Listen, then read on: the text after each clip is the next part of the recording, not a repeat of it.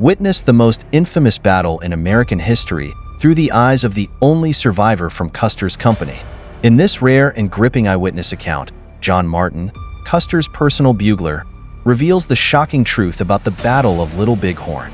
With unflinching candor, Martin shares his harrowing experiences, debunking myths and shedding new light on the events that shaped the fate of the Wild West. Get ready for a historical revelation like no other, as we take you back to that fateful day in 1876. So, sit back, relax, and let's embark on this fascinating journey together. As you watch this video, remember to click the like button and subscribe to our channel to support this community. Trumpeter John Martin, Custer's orderly on June 25, 1876, recalls the events of that fateful day. Martin, along with Trumpeters Dose of G Troop and Bishop of C Troop, were the only orderlies Custer had. Martin is certain of this. He also remembers that Lieutenant James A. Nowlan, the regimental quartermaster, was left behind with the wagon train at Powder River. At the mouth of the Rosebud River, Mitch Bouyer, a scout, informed General Terry of the location of Sitting Bull's camp. The officers asked Bouyer to lead them to the village, but he hesitated, fearing for his life. Bouyer had previously been with Sitting Bull, who had offered 100 ponies for his head. Custer reassured him, saying that if the Indians killed Bouyer, the entire command would meet the same fate. Trumpeter Martin recalls that when Custer's column separated from Reno's, he did not see any Indians on the ridge. He describes how Custer's column marched in twos, with the gray horses in the center, before reaching the high ridge. Martin's account of the route aligns perfectly with those of Curley and Sergeant Daniel Kanipe. He notes that Custer's trail passed through the area where Reno's men retreated to.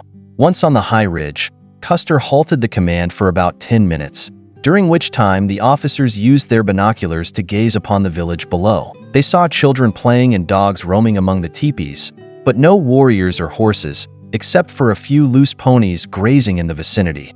The officers discussed the possible whereabouts of the warriors, suggesting that they might be out hunting buffalo, as they had seen skinned buffalo along the trail the previous day. Custer rallied his men, declaring, "We'll cross the river and capture the village." The command erupted in cheers, hats tossed aside, as the officers concurred that if they succeeded, the Indians would be forced to surrender upon their return, lest they risk harming their own women and children. At this juncture, Sergeant Daniel Kanipe departed with Custer's final order for Benteen. Trumpeter Martin, carrying the same order in writing, followed suit just minutes later, as he recounts below. Although neither Martin nor Kanipe was the last 7th Cavalry survivor to lay eyes on Custer alive, their accounts remain crucial to understanding the events that unfolded. The command moved forward with the orders "Attention, fours right, column right, and march." They descended the hill, then turned left, and the entire command proceeded down the ravine towards the dry creek. Martin estimates they continued for about half a mile before Lieutenant Cook halted the column and wrote a message for Benteen, which he handed to Martin. Custer then instructed Martin, "Trumpeter, retrace our steps and try to locate Benteen. Deliver this message to him. If you encounter no danger, return to us. But if you encounter Indians, remain with Benteen and return with him. Report back to us when you rejoin us." Martin began his journey back along the trail, but before he reached the high point where the command had previously halted, he heard heavy gunfire to his right. He later surmised that this might have been Reno's men engaging the enemy at Ford B. Afterward, Martin encountered Boston Custer, George Armstrong Custer's younger brother, who was hurrying to join the command.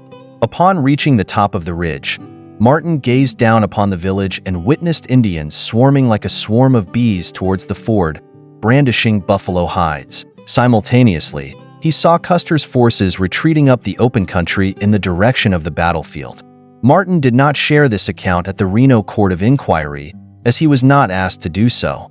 He believes that the court may not have desired him to reveal all he knew, and subsequently, he was never invited by officers to discuss his knowledge of the battle. As Martin rode on, Indians in the bluffs between him and the river fired upon him, striking his horse on the hip and splattering blood on his back. He swiftly rode to meet Benteen on Benteen Creek and returned with him. When Martin delivered the message to Benteen, The latter asked about Custer's whereabouts and whether he was under attack. Martin replied that Custer was approximately 3 miles away and being attacked, but did not elaborate further. When Martin returned and failed to see Reno, he did not observe any Indians or fighting in the area where Reno's forces were later discovered. Martin recalls that when Benteen's unit moved forward, Reno approached, hatless, and urged Benteen to halt his command until he could reorganize his men. However, neither Benteen nor Reno sought Martin's guidance on Custer's whereabouts after Martin reached Reno Heights. Meanwhile, Benteen narrowly escaped injury when the heel of his boot was shot off, prompting him to remark, "Pretty close call, try again." Martin also testifies that he saw 4 Crow scouts accompanying Reno on the hill during the 2-day battle. Martin reports that a thorough search was conducted across the battlefield, extending down to the river, with detachments dispatched to locate the fallen. Sergeant Butler of L Troop was discovered in this manner, his horse lying dead beside him. Martin doubts that Butler was carrying a message, as he wasn't assigned as an orderly that day. Martin also witnessed a mass of dead bodies in a deep ravine between Custer's position and the river. He notes that one of the fallen sergeants, who had been entrusted with the men's pay, had $500 in torn paper money scattered across his body. Martin observes that there were significantly fewer dead horses than dead men on the Custer battlefield. Martin confirms that Lieutenant Cook's sideburn was scalped off, skin and all, by the Cheyenne warrior Wooden Leg, as others have also testified. Martin's account of Custer's wounds aligns with those of Tom O'Neill and Hammond, and his description of Tom Custer's wounds matches Hammond's account as well. He notes that Keogh's gold chain and Agnus Dei Catholic emblem were left untouched by the Indians and were later retrieved by Benteen. Martin saw a large number of dead Indians in the brush along the riverbank in the village, though he didn't count them. He also observed that the horse Comanche, despite being wounded, followed the troops down to the riverboat without being led. Initially, they thought the horse would not survive and left it behind, but it recovered.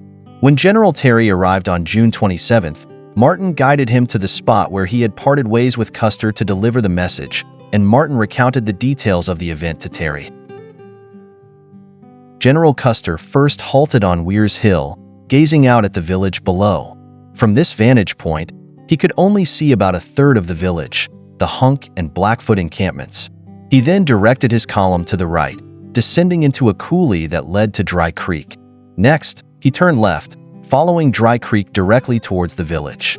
About halfway to the Little Bighorn River, we came into full view of the village, the first time Custer had seen the southern end of it. He halted the command, and Lieutenant Cook wrote a message for Benteen, which I was tasked with delivering. I retraced our steps, but instead of following Dry Creek all the way back to the north-south course, I cut across the high ground. As I reached the high ground, I glanced back and saw Custer's command in the distance, on the flat plain, while Indians from the village were riding towards the river, waving buffalo hides in the air. It seemed the battalion was retreating from the river. This fleeting glimpse was the last I saw of the 5 companies alive. I continued up the coulee, soon encountering a mounted soldier from Troop C, though I didn't know his name. He asked about the command's whereabouts, and I warned him they were far down the coulee, advising him to fall back to the pack train to avoid being cut off by the Indians. Despite this, he pressed on. Next, I saw Boston Custer and proceeded to rejoin Benteen's unit.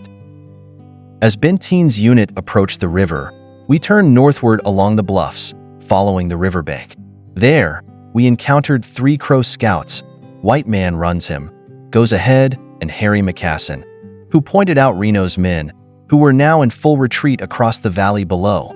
I can attest that some recent accounts claiming Custer's command never reached the river are erroneous. I personally accompanied General Custer when he advanced much closer to the river than the point where his body was later found. I saw him and his command on the flat plain, mere hundreds of yards from the river, retreating from it. Until recently, there was never any doubt about Custer's movements to the river at the location I described. When Benteen saw Reno on the hill, Reno asked him to halt his command. Benteen pulled out Cook's note and showed it to Reno, who was hatless and visibly shaken. Reno exclaimed, "I've lost nearly half my men, and I've done all I could."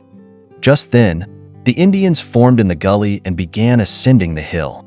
Benteen led the charge at the forefront of our formation. Prior to this, the Indians had been close enough to hurl stones into our lines. As we charged out, we killed 3 of them. One Indian, whom the others failed to retrieve, was killed on the evening of June 25th. On June 27th, I showed Benteen the spot where I had parted ways with Custer to deliver the note. Benteen estimated the distance to Ford B to be approximately 600 yards. I did not accompany Terry to the ford that day. When Terry arrived, Reno introduced me to him, saying, "General Terry, this is the man who carried the last message from Custer." Terry asked me several questions about my journey with Custer, and then said, "Well, you're a lucky man. I wish you good fortune." In the village, I saw 2 teepees containing dead Indians, and nearby, a pile of dead Indians under a tree covered with blankets. Daniel Kanipe showed me the body of a white man in the village, though he mentioned it was in a teepee.